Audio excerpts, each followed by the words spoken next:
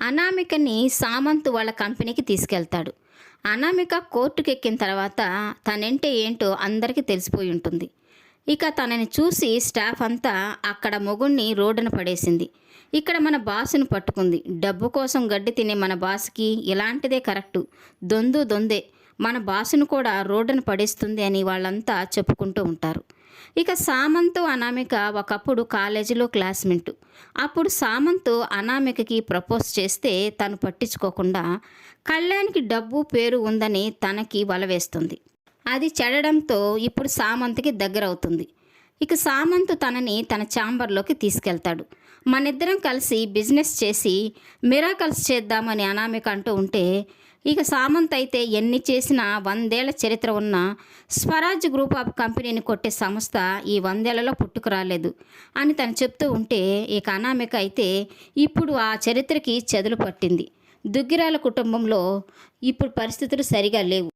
రాజ్ వాళ్ళ వైఫ్ ఇంట్లో నుంచి వెళ్ళిపోయింది. ఒకప్పుడు ఆ సంస్థకి కావ్యనే డిజైన్స్ వేసేది.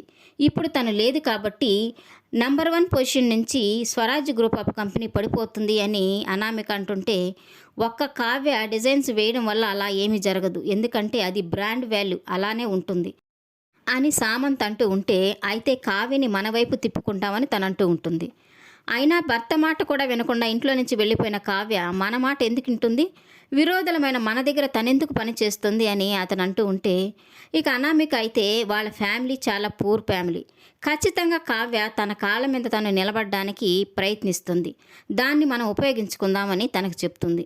ఎలాగా అని తను అడుగుతూ ఉంటే, సందీప్ అని ఒక అతను ఉన్నాడు. అతనే కావ్యకి డిజైన్స్ అమ్మి పెట్టేవాడని తన ఫోన్లో ఉన్న సందీప్ ఫోటోని సామంత్కి చూపిస్తుంది.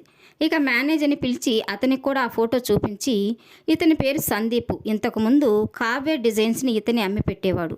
నువ్వేం చేస్తావో ఏమో నాకు తెలీదు. కావ్య డిజైన్స్ని మన కంపెనీకే ఇవ్వాలి. తను కూడా మన కంపెనీలోనే జాయిన్ అయ్యేలాగా నువ్వు ఒప్పించాలి అని అతనికి చెప్తూ ఉంటుంది. ఇక అతను కూడా మీడియేటర్ ద్వారా తనని అలాగే ఒప్పించి మన కంపెనీలో జాయిన్ అయ్యేలాగా చేస్తానని తనతో చెప్తూ ఉంటాడు. ఇక సామంత్ అయితే, నువ్వు కళ్యాణ్‌కి డైవర్స్ ఇచ్చి మంచి పని చేసావు. లేకపోతే మనం అసలు కలిసే వాళ్ళమే కాదు. ఇలా వండర్స్ చేయాలని ఆలోచన వచ్చి ఉండేదే కాదు.